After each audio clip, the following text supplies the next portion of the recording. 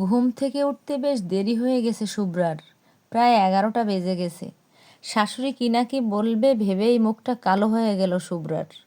তাই তো তাড়াহুড়ো করে গোসল করে আয়নার সামনে দাঁড়ালো। আচমকাই তার নজর পড়ল ড্রেসিং টেবিলের সামনে রাখা ছোট চিরকুটে। সেখানে সুন্দর করে লেখা, পরি, আলমারিতে একটা বেগুনি শাড়ি রাখা, বিকেলে ওটা পরে রেডি হয়ে থাকবে।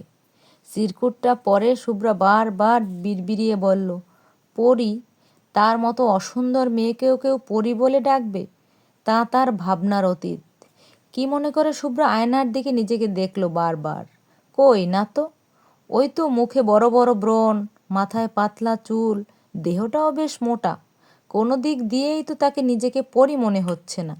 তবে কি লোকটা তাকে নিয়ে উপহাস করলো? ভেবেই চোখ ভরে গেল শুভ্রার। শুভ্রা ঘর থেকে বের হয়ে দেখলো তার শাশুড়ি টিভি দেখছে। শুভ্রাকে দেখেই মিষ্টি হেসে বলল, বৌমা উঠেছো? যাও, টেবিলে খাবার রাখা আছে, খেয়ে নাও। শুভ্রা ইতস্তত করে জিজ্ঞেস করলো, মা আপনি খেয়েছেন? হ্যাঁ মা, আমি তো হার্টের রোগী, সব কিছুই সময় মতো করতে হয়। প্রতিদিন সকালে 7টা বাজতেই নাস্তা করে ফেলি। আবারও মিষ্টি হেসে উত্তর দিলেন দিলরুবা কবির। শুভ্র এবার মাথা নত করে মলিন মুখে বলল, সরি মা, ঘুম থেকে উঠতে দেরি হয়ে গেছে। আমি বুঝিনি এতটা দেরি কি করে হলো। দিলরুবা কবির এবার বিন্তির গালে আলতো করে হাত রেখে বলল, এত সংকোচ কেন মা? আমাকে নিজের মায়ের মতোই ভাবো। তুমি যদি বিকেল 4টায় ঘুম থেকে ওঠো, তবু তোমাকে আমি কিচ্ছু বলবো না। জানো তো, একদম মৃত্যুর মুখ থেকে আমি ফিরে এসেছি। আল্লাহর রহমতে আমি আজ তোমার সামনে দাঁড়িয়ে। মৃত্যুকে খুব কাছ থেকে দেখেছি তো, তাই এ জীবন নিয়ে আমার কোনো আর অভিযোগ নেই। এই যে আজ তুমি দেরিতে ঘুম থেকে উঠলে, এটা নিয়ে যদি আমি তোমাকে খোঁচা মারি, তখন তুমি মন খারাপ করবে। তখন কি হবে জানো? আল্লাহর কাছে আমাকে এর জন্য জবাব দিতে হবে। কি লাভ বলো? এজন্য আমি সব সময় চেষ্টা করি আমার দ্বারা যাতে কেউ কষ্ট না পায়। জীবন একটাই মা, তুমিও চেষ্টা করবে যাতে তোমার দ্বারা কেউ কষ্ট না পায়।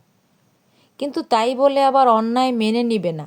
কেউ অন্যায় করলে তার প্রতিবাদ অবশ্যই করবে।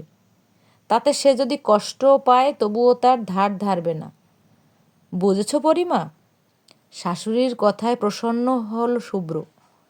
আবারও অবাক হলো, শাশুড়িও তাকে পরি ডাকছে। যাই হোক, এতদিন ভাগ্যকে দোষ দিয়েছে, কিন্তু আজ বুঝেছে সৃষ্টিকর্তা তাকে জীবনের সেরা উপহার দিয়েছে। এরকম শাশুড়ি কজনের কপালে জোটে? কী রে শুভ্র, তোর বোনকে ছোট লোকের সাথে বিয়ে দিয়েছিস। আজকে বিয়ের দ্বিতীয় দিন হিসেবে আজকে আমাদের আত্মীয় স্বজন সবাইকে দাওয়াত দেওয়ার কথা। বুঝলাম হুট করে বিয়ে, কয়েকদিন পর অনুষ্ঠান করবে, কিন্তু তাই বলে আমাদের সাথে একটাবার আলোচনাও করবে নাকি? আমাদের আত্মীয়দের দাওয়াত দিতে হবে তো নাকি? তুই এক্ষুনি ওই ছেলেকে ফোন দে। মায়ের কথায় বিরক্ত হলো শুভ্র। বিরক্ত নিয়ে বলল, জাহিদ ভাই ওসব দাওয়াত টাওয়াত করবে না। একটু আগেই তো বললে তোমার মেয়ে জামাই ছোট লোক।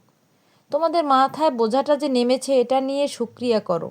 তোমাদের মন চাইলে নিজে যে মেয়েকে দেখে এসো। আর আমি কালকে পুরোপুরি এ বাসা থেকে শিফট করছি। এতদিন আপুর জন্য আসতাম। আর এমনিতেও পরের মাসে আমাকে সিলেটে ট্রান্সফার করে দিবে। বলেই শুভ্র আবার নাস্তা খাওয়ায় মন দিল।